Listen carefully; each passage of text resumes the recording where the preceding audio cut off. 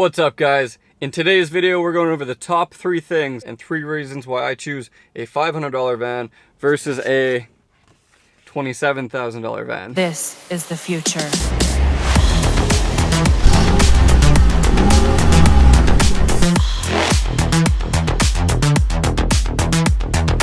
Evolution.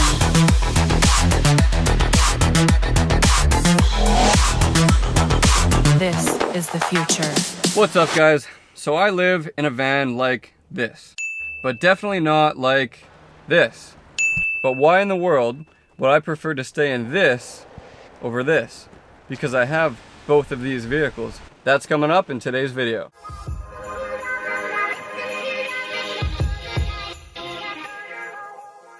Alright guys, so number 1, why do I choose that van? I choose that van because if a transmission blows in that, I just buy another van and that's that. Easy as that.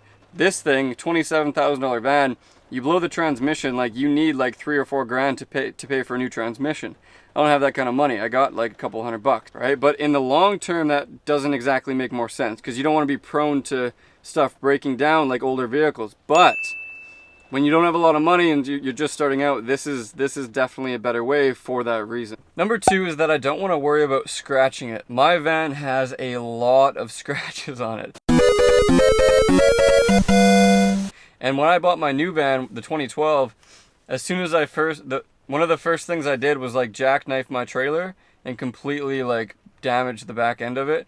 It was not good and it cost quite a lot of money. So number 2 mainly is just like, for me, I'm living a lifestyle where I'm parking a lot in really closed places and I don't want to have to worry about people hitting my car. And a lot of the scratches and stuff on it and dents are from other people. You know what I mean? So if that's a new vehicle, that's just one more thing you want to think about. When you get a new vehicle, if you have the money, again, it doesn't really matter. But like, you know, for me, that's definitely a valid reason.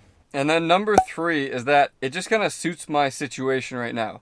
I'm young, I'm cheap, I'm traveling around, I'm trying to be frugal, I'm trying to use my money wisely so that I have more of it and more time to travel.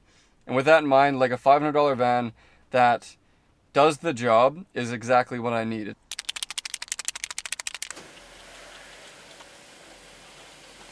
It's not too much, it's not too little, it's still good on gas, but it's, you know, it's not one of those big beefy Astro vans. I've had one of those and those are like terrible on gas. It's like basically like a truck, right? So why would you want that? The space in this versus one of those is not that much.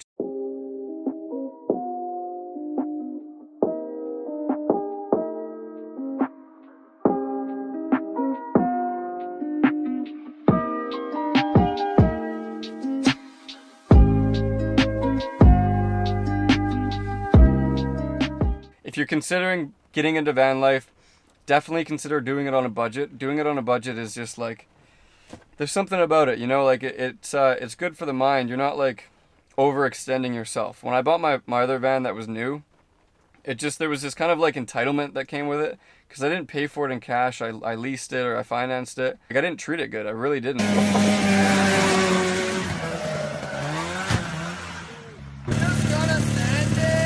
Alright guys, we are back in my van, the 2004 Jennifer, my Dodge Grand Caravan. We're going to do our recap. Number 1 is the cost. Generally speaking, if you break something in a newer vehicle and the chances are just about as high as an older vehicle, you're going to be paying a lot more money. You just don't have to deal with that with an older vehicle. That's number 1. Number 2 is less stress about crashing, about someone like, you know, hitting you, about like scratching it, as well as like I can make this thing my own. I can like have a good time, I can draw on it, I can like get people's signatures, inspirational quotes, things that really I would never do in my 2012. That would be like cringe worthy, you know what I mean? But in this, it makes it a lot more like home. It's kind of like a good vibe. So that's a really cool thing that I like about having a cheap vehicle. Number 3 is that it fits my lifestyle, and it fits my lifestyle because the money that I have is really like, I'm not working, so the money that I have is used. It basically reflects how long I have on the road to travel and how long I have to vlog, right? So with that in mind, it makes a lot of sense to have something that's cheap. $500 versus even a van that's like, let's say $3,000. Like, you don't want to buy junk, don't get me wrong, but like this van, like I've bought and sold a lot of vehicles, so like I know exactly like what a good cheap car looks like. And if you guys want, you know, answers or help about that, definitely comment. I'll do my best to help you. But like, you can find a really good quality used car for like $1,000, like a Dodge Grand Caravan. They're really good, and I've had a lot of them. That's why I bought a brand new one, actually, is because I like the old one so much. But anyways, nonetheless, it fits my lifestyle. Number 4, okay? Overall, if you're going into van life, especially, man, before you like dive right in and you like go and buy like a $10,000 Mercedes Sprinter van, or even an Astro van, or even like a camper van, just like get something cheap, get something that's like this, and live in it for a while, because you might hate it. You might absolutely dread it.